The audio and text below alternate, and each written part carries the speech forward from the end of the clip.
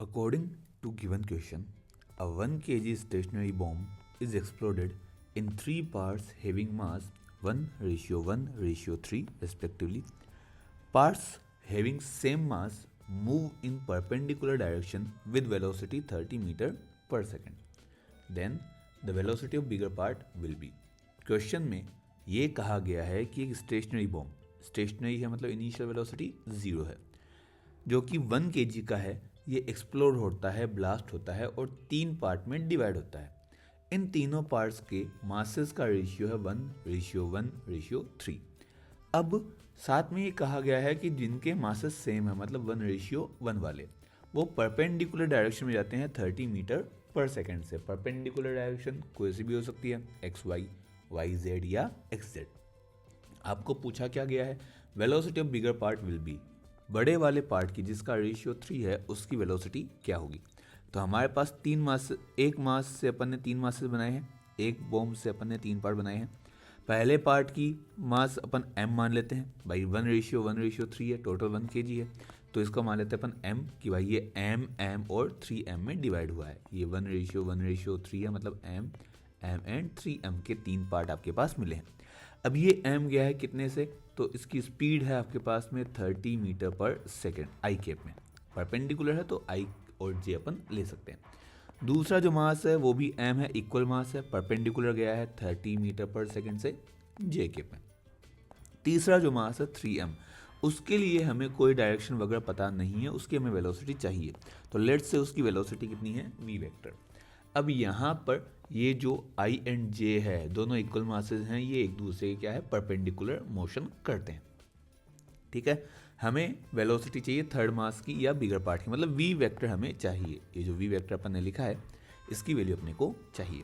तो देखिए यहाँ पर एक्सटर्नली कोई फोर्स अप्लाई नहीं हुआ है, एक्सटर्नली कोई फोर्स नहीं लगा है, इसका मतलब मोमेंटम क्या रहेगा, कंजर्व रहेगा। So by conservation of linear momentum principle, initial momentum equal होगा फाइनल मोमेंटम के। अब इनिशियल मोमेंटम तो 0 था, कैसे, तो आपसे कहा गया है कि जो बॉम्ब था वो कैसा है, स्टेशनरी है। और स्टेशनरी बॉम्ब है मतलब वेलोसिटी 0 है, वेलोसिटी 0 है इसका मतलब मोमेंटम भी इनिशियली 0 आएगा। फाइनल मोमेंटम, तो m मास गया 30 की स्पीड से i केप में, फिर m मास गया 30 की स्पीड से j केप में, और तीसरा जो 3m मास था उसकी वेलोसिटी कितनी थी, v वेक्टर। i j उसका अपने को पता नहीं है। ठीक है, इन तीनों से m और m को कॉमन लाके इधर डिवाइड करेंगे तो वो 0 बन जाएगा। तो आपके पास क्या बनेगा, 30 i cap plus 30 j cap plus v vector equal to 0। इसका मतलब कि v वेक्टर अब 3v वेक्टर, इसका मतलब 3v वेक्टर आपके पास हुआ -30 i cap plus 30 j cap. यहाँ से v वेक्टर की वैल्यू आ जाएगी -30 i केप अपॉन 3, क्योंकि ये v वेक्टर के साथ जो 3 मल्टीप्लाई में था ये इधर जाके डिवाइड होगा, प्लस 30 अपॉन 3 j केप। तो यहाँ से हमारे पास v वेक्टर मिला -10i प्लस 10j, या माइनस भी हम अंदर ले जाएं तो -10i केप -10j केप। ये तो बना वेलोसिटी वेक्टर। इसका मैग्नीट्यूड निकालना हो तो रूट में i के कंपोनेंट का स्क्वायर मतलब -10 का स्क्वायर 100, j के कंपोनेंट का स्क्वायर मतलब -10 का स्क्वायर ये भी 100, तो 100 + 100 ये बनेगा 200 का रूट, एंड 200 का रूट मतलब वेलोसिटी का मैग्नीट्यूड आएगा 10√2 मीटर पर सेकेंड। मतलब ये जो थर्ड मास था जिसका मास अपने पास में सबसे ज़्यादा है, 3m का जो रेशियो था वो कितने से चलेगा, 10√2 से। ऑप्शन मिल जाएगा अपने को फर्स्ट। आंसर कौन सा मिलेगा अपने को, फर्स्ट आंसर मिलेगा। According to next question, a cricketer catches a ball of mass 150 gram in 0.1 second moving with speed 20 meter पर second, then he experiences force of. Question में बोला गया है कि 150 ग्राम की कोई बॉल है जो कि 20 मीटर पर सेकेंड से मोशन करती है, ये उसकी स्पीड है, और 0.1 सेकेंड में कोई क्रिकेटर उसको कैच कर लेता है, पकड़ ले लेता है। अब क्वेश्चन में पूछा है कि जब क्रिकेटर ने बॉल को पकड़ा तो बॉल ने ऑब्वियसली बात उस पर कोई ना कोई फोर्स लगाया होगा, वो फोर्स कितना है ये आपसे पूछा गया है। ठीक है, तो फोर्स की डेफिनेशन होती है rate of change of momentum या मोमेंटम पर यूनिट टाइम, ठीक है। Rate of change of momentum भी आप कह सकते हो dp/dt या simply momentum per unit time p/t। Momentum हो जाएगा आपके पास में मास इनटू वेलोसिटी अपॉन में टाइम, ये आपका फोर्स बन गया। मास कितना है 150 ग्राम, लेकिन ग्राम का हमारे पास यूज़ नहीं है, हमें यूज़ करना होता है एसआई यूनिट। एसआई यूनिट होती है किलोग्राम। किलोग्राम के लिए 10⁻³ से मल्टीप्लाई करना पड़ेगा। वेलोसिटी दे रखी है 20 अपॉन टाइम है 0.1। जैसे ही आप ये पॉइंट हटाओगे ऊपर आपको 10 से मल्टीप्लाई करना पड़ेगा। अब जैसे आपने 10 से मल्टीप्लाई किया, देखिए आपके पास 10⁻³ भी है, तो 1 2 और ये तीनों मिलकर बनाएंगे 1000। 1000 से 10⁻³ हो जाएगा कैंसिल, और आपको फाइनली आपका फोर्स मिलेगा 15 × 2 = 30 न्यूटन। तो 30 न्यूटन आपका आंसर आएगा, मतलब ऑप्शन बी आपका आंसर होगा। 150 ग्राम की बॉल को जो कि 20 मीटर पर सेकंड की स्पीड से चल रही है, उसको 0.1 सेकंड में पकड़ने पर आप पर या क्रिकेटर पे जो फोर्स लगेगा that will B of the magnitude of 30 Newton. Clear. चलिए अगला क्वेश्चन हमें दे रखा है, on the horizontal surface of a truck a block of mass 1 kg is placed, mu = 0.6 and truck is moving with acceleration 5 meter per second square, then the frictional force on the block will be। देखिए question में ये बोला है एक truck जो कि 5 metre पर second के स्क्वायर से मोशन करता है, ये उसका एक्सेलरेशन है। इस एक्सेलरेशन से वो ट्रक मोशन करता है। इसके हॉरिजॉन्टल सरफेस पर 1 kg का एक ब्लॉक रखा हुआ है, प्लेस्ड मतलब रखा हुआ है। ब्लॉक एंड ट्रक के बीच में जो फ्रिक्शन कोएफिशिएंट है दैट इज 0.6। आपको ये पूछा है कि इस ब्लॉक के ऊपर फ्रिक्शनल फोर्स कितना होगा, ट्रक की वजह से ब्लॉक पर फ्रिक्शनल फोर्स क्या होगा, ये आपसे पूछा है। ध्यान रखिएगा ब्लॉक इज प्लेस्ड मतलब वो रखा हुआ है, मोशन नहीं कर रहा।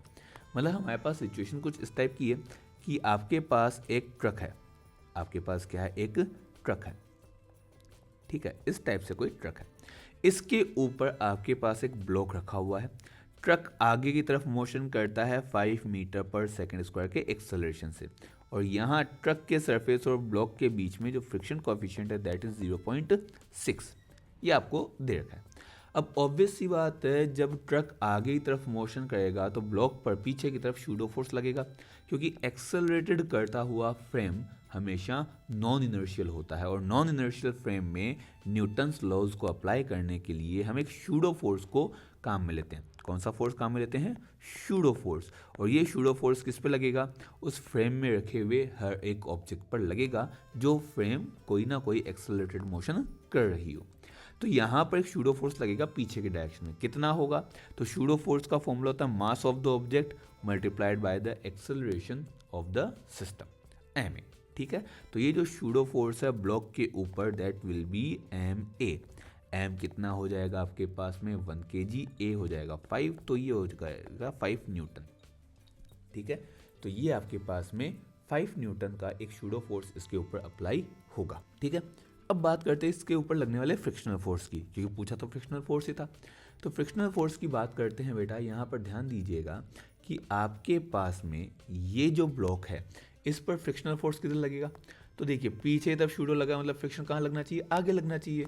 तो आगे की डायरेक्शन में आपके पास लगेगा एक frictional force F S.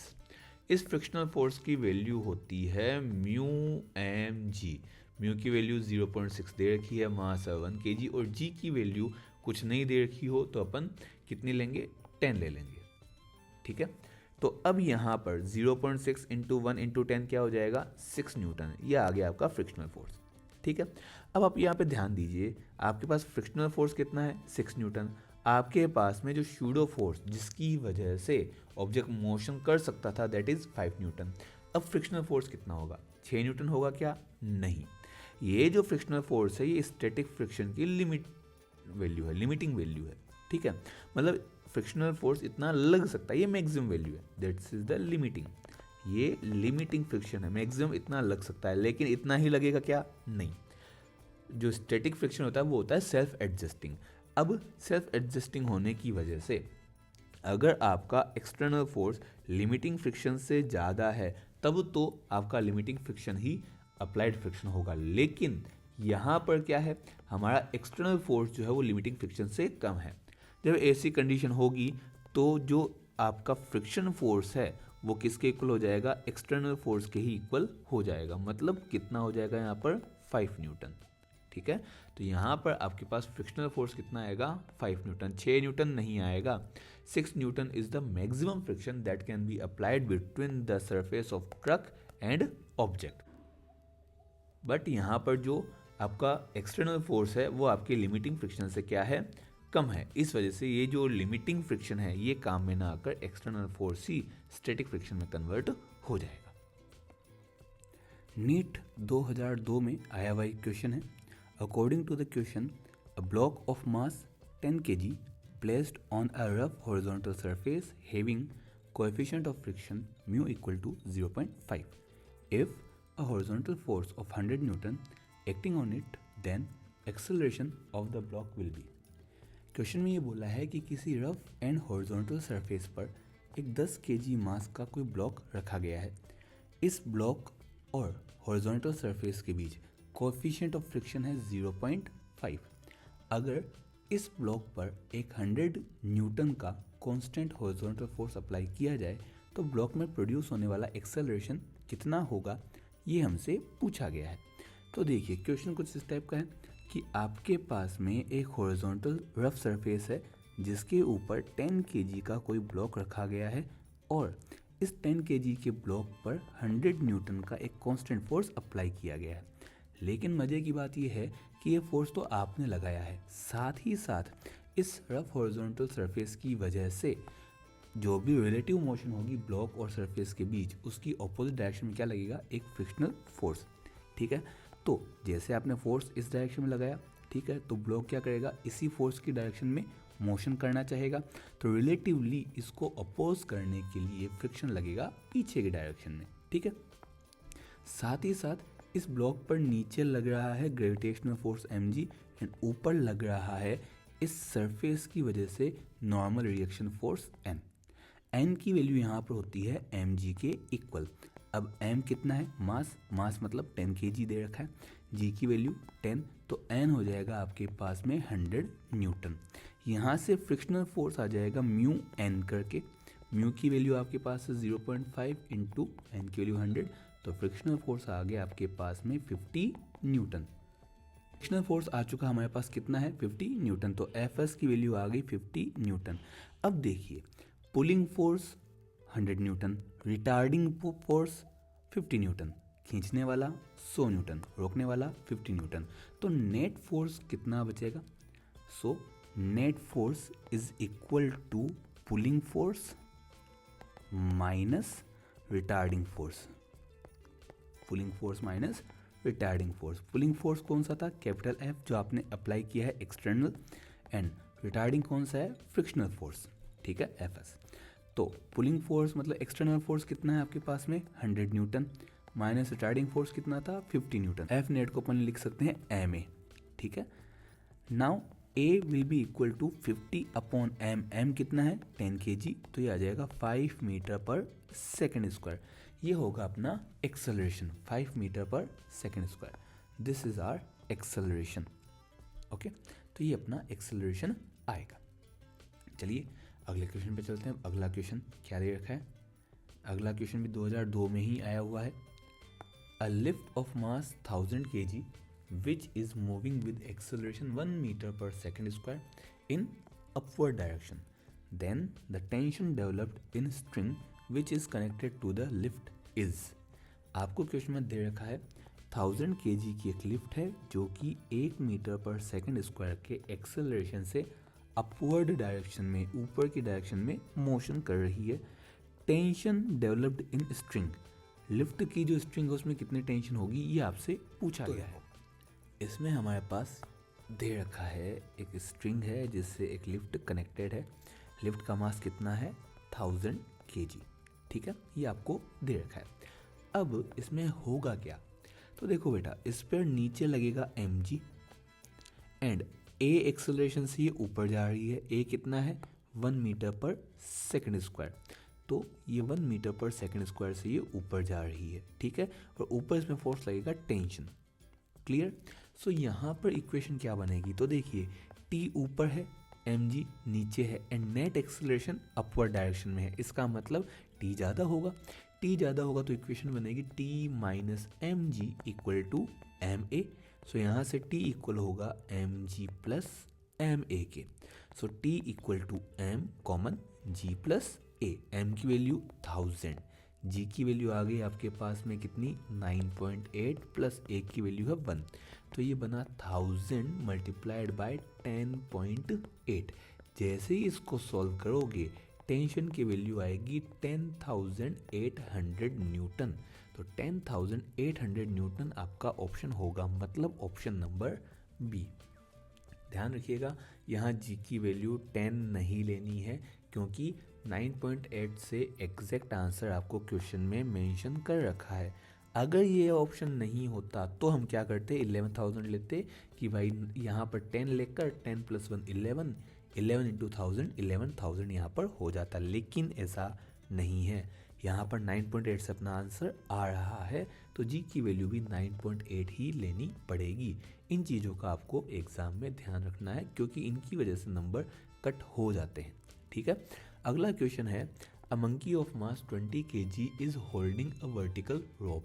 This rope will not break when a mass of 25 kg is suspended from it, but will break if the mass exceeds 25 kg. What is the maximum acceleration with which the monkey can climb up upon the rope? एक रोप है जो कि 25 kg का मास सहन कर सकती है, handle कर सकती है, लेकिन 25 kg से ज़्यादा होने पर क्या होगा, ये रोप टूट जाएगी। अब एक मंकी है, एक बंदर है जिसका मास खुद का 20 kg है, ये कितने मैक्सिमम एक्सेलरेशन से इसके ऊपर क्लाइंब कर सकता है, ऊपर चढ़ सकता है ताकि ये ना टूटे, ठीक है। मैक्सिमम एक्सेलरेशन वो बताना है जिससे रोप ना टूटे, ठीक है। तो हमें क्या दे रखा है, हमें दे रखा है एक स्ट्रिंग है जिसपे एक नन्हा मुन्ना सा प्यारा सा बंदर ऊपर ए एक्सेलरेशन से क्लाइंब कर रहा है।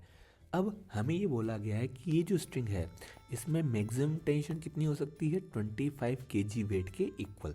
कितनी हो सकती है, 25 kg वेट के इक्वल, ठीक है। मंकी का खुद का मास कितना है, 20 kg है, तो यहाँ पर इसका जो वेट होगा दैट इज़ 20 kg वेट, ठीक है। अब यहाँ पर जो टेंशन है टी, उसमें से जैसे ही आप mg को माइनस करोगे, मंकी के वेट को माइनस करोगे, क्या मिल जाएगा आपको, ma नेट फोर्स मिल जाएगा, ठीक है। तो जब आपके पास टेंशन कितनी है, 25 kg वेट है, 25 kg वेट को जैसे ही न्यूटन में कन्वर्ट करेंगे, जी से मल्टीप्लाई करना पड़ेगा। जी की वैल्यू होती है 10, तो 10 से 25 को मल्टीप्लाई करते 250 न्यूटन, और यहाँ पर ये वैल्यू आ जाएगी 200 न्यूटन, क्योंकि kg वेट को आपको न्यूटन में कन्वर्ट करना है तो जी से या जी की वैल्यू से मल्टीप्लाई करना पड़ेगा। तो ये बना 250 माइनस 200 इक्वल टू मास कितना था मंकी का, 20 ए। तो ये बना आपके पास 50 equal to 20 A. So A is equal to 50 upon 20 which means 5/2 या 2.5। तो आपका मंकी जो है वो मैक्स टू मैक्स 2.5 मीटर पर सेकेंड स्क्वायर से, मतलब फोर्थ ऑप्शन डी ऑप्शन से ऊपर चढ़ सकता है, क्लाइंब कर सकता है। अगर मंकी इससे ज़्यादा एक्सेलरेशन से फुदकने की कोशिश करेगा, भागने की, चढ़ने की कोशिश करेगा, तो रस्सी टूट जाएगी और बेचारा बंदर नीचे गिर के टपक जाएगा, ठीक है। चलिए अगला क्वेश्चन देखते हैं। अगला क्वेश्चन है, a man weights 80 kg. He stands on a weighing scale in a lift which is moving upward with uniform acceleration of 5 meter per second square. What would be the reading on the scale? G की value है 10 metre पर second square.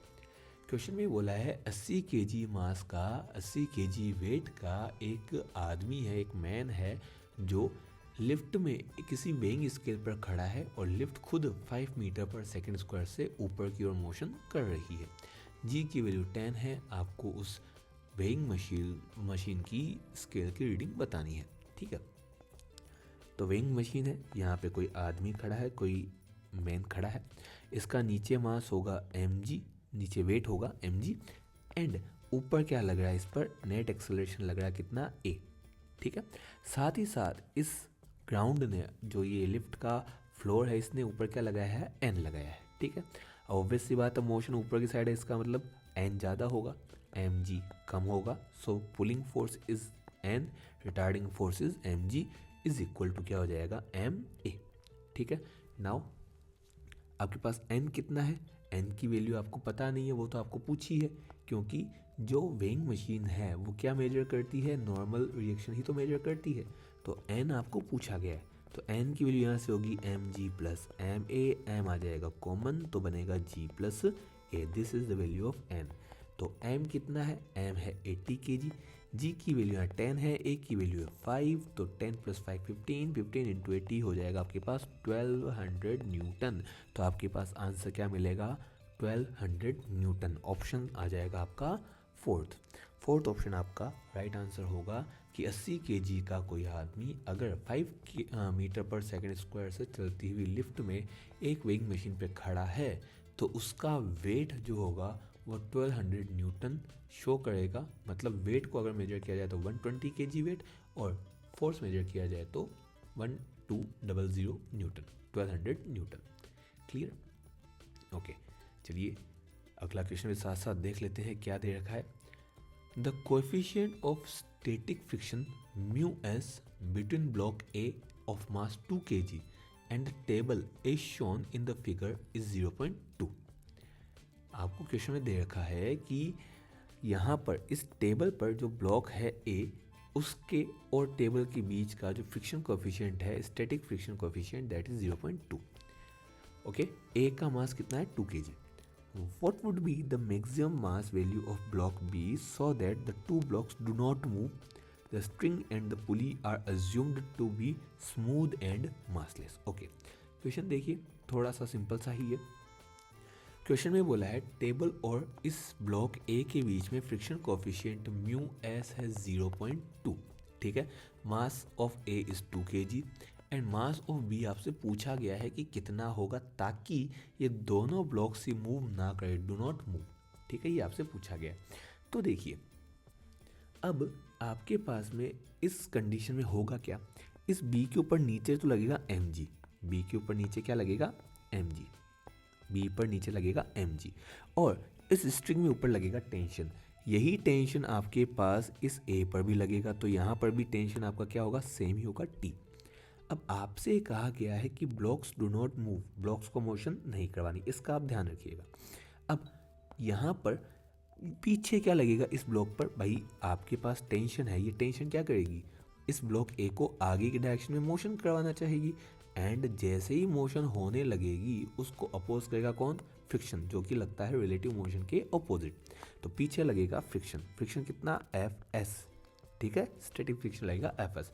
तो अब यहाँ से देखिए अगर motion नहीं करनी तो रिटार्डिंग फोर्स और पुलिंग फोर्स क्या होना चाहिए, इक्वल होना चाहिए। For no motion no any motion, do not move है ना, तो for no any motion F pulling should be equal to F retarding, F pulling should be equal to F retarding.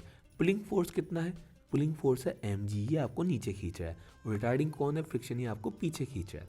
तो इसका मतलब एम जी इक्वल टू होना चाहिए friction, ठीक है। अच्छा, एम किसका है, ये बी का है, तो यहाँ पर अपन लिख देते हैं एम बी जी, ठीक है।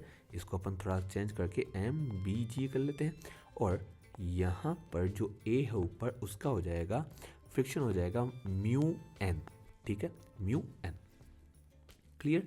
तो यहाँ पर होगा M B G equal to mu N, और म्यू एन क्या होगा, तो म्यू एन, एन किसका, भाई इस ब्लॉक ए पर जो लगेगा, ए ब्लॉक पे ऊपर लगेगा एन, ठीक है, और नीचे लगेगा एम ए जी। अब यहाँ पर ये जो एन है, normal force on A, this will be equal to M A into G, ठीक है। तो इसको अपन क्या लिख सकते हैं, mu M A into G. Okay, दोनों साइड जी से जी क्या हो जाएगा, कैंसिल, जी से जी कैंसिल। इसका मतलब mass of B will be equal to mu M A, mu कितना था 0.2, एम ए कितना है 2 kg, तो ये आंसर आएगा 0.4, 0.4 kg। तो मास ऑफ बी कितना आ जाएगा 0.4 kg। अगर 0.4 kg तक का मास है तब तो ये सिस्टम मोशन नहीं करेगा, ब्लॉक्स मोशन नहीं करेंगे, लेकिन 0.4 kg से ज़्यादा मास होते ही ये मोशन करने लग जाएंगे। मतलब आपको ऑप्शन मिलेगा आपको fourth option. According to given question, a block of mass m is placed on a smooth wedge of inclination theta. The whole system is accelerated horizontally so that the block does not slip on the wedge. The force exerted by the wedge on the block will be g is the acceleration due to gravity. Question में आपसे बोला है कि m मास का एक block जो है वो एक स्मूथ वेज पर रखा हुआ है जिसका इंक्लाइनेशन थीटा है और इस पूरे सिस्टम को हॉरिजॉन्टली एक्सेलरेट किया है, हॉरिजॉन्टल एक्सेलरेशन प्रोवाइड किया गया है so that the block does not slip. ये इस तरह से एक्सेलरेट किया है कि ब्लॉक जो है वो उस वेज के ऊपर स्लिप ना हो। Force exerted by the wedge on the block, wedge का ब्लॉक के ऊपर लगाया गया फोर्स मतलब नॉर्मल रिएक्शन फोर्स आपसे पूछा गया है। क्वेश्चन कुछ इस टाइप से है कि आपके पास एक वेज है, ओके, इसका इंक्लाइनेशन थीटा है और इसके ऊपर आपने कोई एक ब्लॉक को रखा है जिसका मास है m। आपसे ये पूछा है कि इसको एक तो इस तरह से एक्सेलरेट करना है कि ये जो ब्लॉक है इस वेज पर स्लिप ना हो। स्लिप क्यों होगा? क्योंकि वेज कैसा है, स्मूथ है, ठीक है, तो स्लिप ना हो। तो अगर स्लिप ना हो उसके लिए हमें इसको आगे की तरफ क्या करना पड़ेगा, एक्सेलरेट करना पड़ेगा पूरे सिस्टम को। ए एक्सेलरेशन आपको आगे की तरफ प्रोवाइड करना पड़ेगा, ठीक है। ए एक्सेलरेशन आगे की तरफ प्रोवाइड करोगे तो ये जो मास m है, जब सिस्टम ही एक्सेलरेटेड मोशन कर रहा है मतलब ये सिस्टम कैसा हो गया, non inertial. Non inertial system में ऑब्जेक्ट के ऊपर एक शूडो फोर्स काम करता है ऑपोजिट डायरेक्शन में, ठीक है। जिस तरफ सिस्टम एक्सेलरेट होगा उसके ऑपोजिट डायरेक्शन में एक शूडो फोर्स यहाँ पर काम करेगा, मतलब इधर लगेगा ma, ठीक है। नीचे इस पर क्या लगेगा, mg, नीचे फोर्स क्या हो जाएगा, mg। अब इनके कुछ कंपोनेंट बनाते हैं, ठीक है। तो mg के कंपोनेंट इधर बनेगा mg cos theta and along the ways बनेगा mg sin थीटा। ये तो हो गया mg के कंपोनेंट, ठीक है।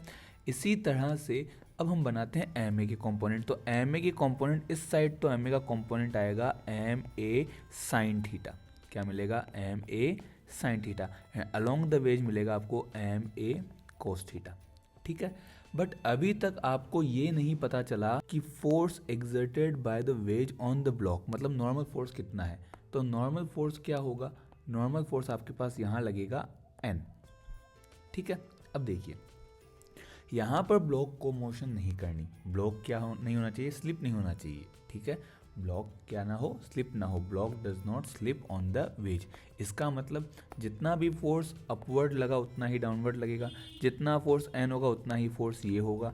इसका मतलब हम दो इक्वेशन यहाँ बना सकते हैं। पहली इक्वेशन क्या हो जाएगी, ma cos theta equal to mg sin theta.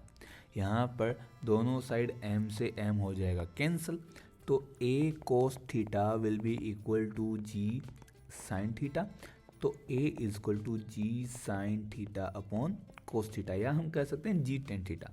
This is equation 1। Now अब हम बात करते हैं सेकंड इक्वेशन की। सेकंड में n किसके इक्वल होगा, ma साइन थीटा और mg कोस थीटा के इक्वल, मतलब n is equal to ma sine theta plus mg cos theta. अच्छा, a की यहाँ पर जो वैल्यू है वो हम पहले से कैलकुलेट करके बैठे हैं, G sine theta upon cos theta या जी टेन थीटा, वो वैल्यू हम यहाँ पर पुट कर सकते हैं। जैसे ही आप वैल्यू पुट करोगे ये बनेगा m, a की जगह जी साइन थीटा, अच्छा आगे भी साइन थीटा है तो ये हो जाएगा साइन स्क्वायर थीटा अपॉन में cos theta plus mg cos theta. दोनों टर्म से हमारे पास mg कॉमन आ जाएगा, ये बनेगा sine square theta plus cos theta upon में यहाँ पर आ जाएगा कोस थीटा। हम एक काम कर सकते हैं, ये जो कोस थीटा अपॉन में दे रखा है इसको ले लेते हैं एलसीएम की फॉर्म में, ठीक है। तो ये हमारे पास बन जाएगा mg तो common, sine square theta plus cos square theta upon में कोस थीटा जो कि एलसीएम आ जाएगा। तो यहाँ से अब sine square theta plus cos square theta 1 होता है, तो ये बनेगा mg ब्रैकेट में 1 अपॉन कोस थीटा, या इसका फाइनल आंसर मिलेगा mg अपॉन कोस थीटा। ठीक है, तो mg अपॉन कोस थीटा आपका ऑप्शन आएगा। mg अपॉन कोस थीटा अपने पास क्वेश्चन में दे रखा फोर्थ ऑप्शन, डी ऑप्शन में, तो डी ही आपका ऑप्शन यहाँ पर होगा कि जब भी m मास का कोई ब्लॉक किसी वेज पर रखा हो, इस तरह से उसको एक्सेलरेट किया जाए कि वो जो ब्लॉक वो स्लिप ना करे, तो उस कंडीशन में नॉर्मल रिएक्शन फोर्स हमेशा किसके इक्वल होगा, mg अपॉन कोस थीटा के इक्वल आएगा। ठीक है, mg अपॉन कोस थीटा यहाँ पर आंसर अपना बनेगा। इसमें एक तरीका और है, थोड़ा शॉर्टकट है वो, उसको भी देख लेते हैं। आपके पास में देखा है कि एक वेज है जिसका इंक्लाइनेशन क्या है, थीटा है, और इसके ऊपर एक ब्लॉक पड़ा है m मास का जिसको स्लिप नहीं करवाना। ठीक है, तो अब यहाँ पर देखिए हमारे पास नॉर्मल फोर्स क्या होगा, n, नीचे लगेगा आपके पास कितना, mg। अब एक काम करते हैं, अब की बार हम इस नॉर्मल फोर्स के ही कंपोनेंट बना लेते हैं। ठीक है, अब नॉर्मल फोर्स के कंपोनेंट बनाओगे तो देखिए बेटा यहाँ पर कंपोनेंट बनाते हैं। जब ये एंगल थीटा है तो ये एंगल भी क्या होगा, थीटा होगा, अल्टरनेट एंगल से, अल्टरनेट होने की वजह से ये भी थीटा होगा, तो ये क्या बचेगा, 90 माइनस थीटा। तो इधर इस साइड जो कंपोनेंट n का बनेगा that will be n cos 90 minus theta means n sine theta, और परपेंडिकुलर कंपोनेंट बनेगा n sine 90 minus theta means n cos theta. ठीक है, तो इसका मतलब इधर कंपोनेंट बना हमारे पास में n sine theta and upward side बनेगा n कोस थीटा। अब ब्लॉक को तो मोशन करवानी नहीं थी, ब्लॉक को तो स्लिप करना नहीं था, ब्लॉक को स्लिप नहीं करना था तो जितना फोर्स अपवर्ड उतना फोर्स डाउनवर्ड भी होगा। ठीक है, जितना फोर्स अपवर्ड उतना ही क्या होगा, डाउनवर्ड। अच्छा, एक और चीज़, आपने इसको क्या करवाया था, एक्सेलरेटेड मोशन, तो शूडो फोर्स लगेगा पीछे ma। ठीक है, तो इससे भी अपना आंसर आ जाएगा। देखिए कैसे, तो यहाँ पर upward force n cos theta equal to downward force mg, तो n आ जाएगा mg अपॉन कोस थीटा। ठीक है, अब यहाँ से भी आप a निकाल सकते हो, a की वैल्यू g साइन थीटा की इक्वल ही आएगी। आप इन दोनों ma equal to n sine theta करके भी यहाँ पर देख सकते हो। दोनों मेथड है जिनसे आप अपना आंसर कर सकते हो। एक थोड़ा लॉन्ग है जो कि अपन ने सबसे पहले किया है, एंड सेकंड मेथड थोड़ा सा शॉर्ट मेथड है, उससे भी अपना आंसर एक्यूरेट आएगा। चलिए अगला क्वेश्चन भी देख लेते हैं अब साथ ही साथ, ताकि वो भी सॉल्व हो जाए। नीट 2006 में आया हुआ क्वेश्चन है। क्वेश्चन में क्या कहा गया है, According to question, a 0.5 kg ball moving with speed of 12 meter per second strikes a hard wall at an angle of 30 degree with the wall. It is reflected with the same speed at the same angle. If the ball is in contact with the wall for 0.25 second, the average force acting on the wall. Question में कहा है एक 0.5 kg यानी आधे kilo की ball है जो कि 12 मीटर पर सेकंड का मोशन करती हुई एक वॉल से, एक दीवार से 30 डिग्री एंगल पर टकराती है, और यहाँ ये टकराने का जो समय है दैट इज़ 0.25 सेकेंड। आपसे ही पूछा है कि जब वो बॉल टकराती है, when the ball is colliding with the wall, then what is the average force acting on the ball, on the wall.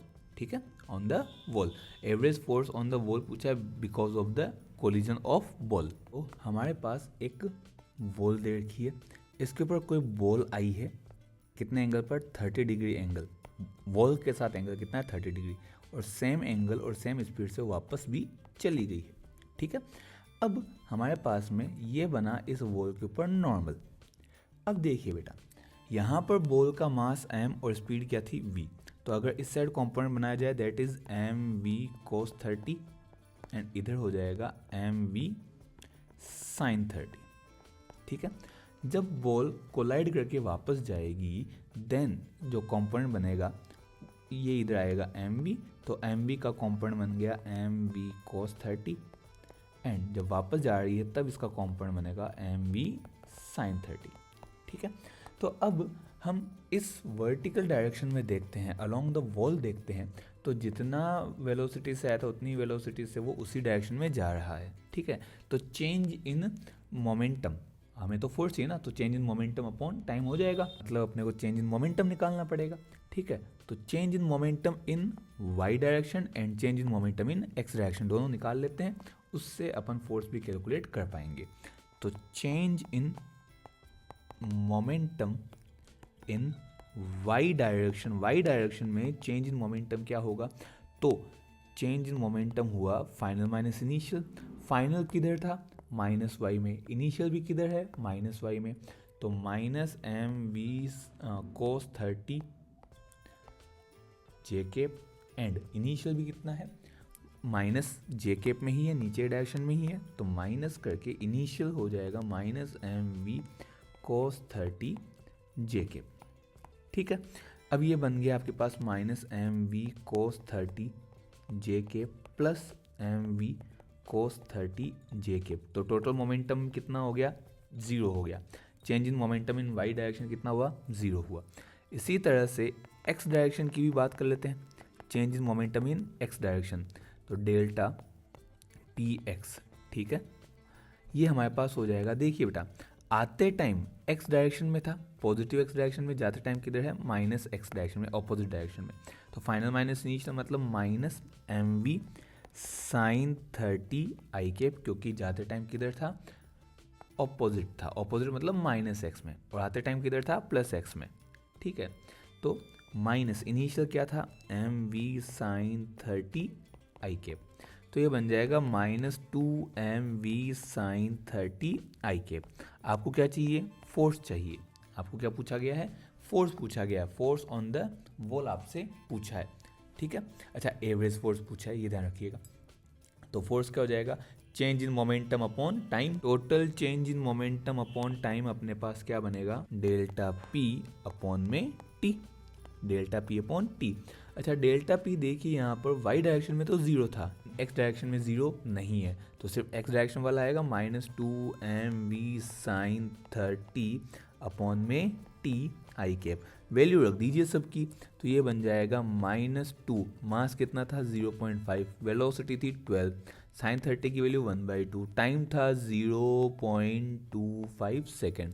अब यहाँ पर 0.25 से 0.5 गया 2 टाइम्स, ये 2 से 2 कैंसिल, तो अब क्या बना 2 × 12 मतलब 24, तो आंसर कितना मिलेगा अपने को 24 न्यूटन, 24 न्यूटन अपना आंसर मिलेगा माइनस में। तो ऑप्शन देखते हैं, ऑप्शन में हमारे पास 24 न्यूटन दे रखा है, तो यही अपना ऑप्शन हो जाएगा ऑप्शन नंबर सी। अच्छा सर इसमें तो पॉजिटिव है, अपना आंसर तो नेगेटिव आया है, तो बेटा वो डायरेक्शन के बेस पर, क्वेश्चन में अपने को कोई डायरेक्शन नहीं दे रखी थी, ये वाई और एक्स या हम कह सकते हैं आई और जे तो हमने कंसिडर किया है, क्वेश्चन में डायरेक्शन नहीं है, सिर्फ मैग्नीट्यूड्स ही दे रखे हैं, तो इसीलिए ऑप्शन में भी सिर्फ मैग्नीट्यूड ही आएगा 24 न्यूटन।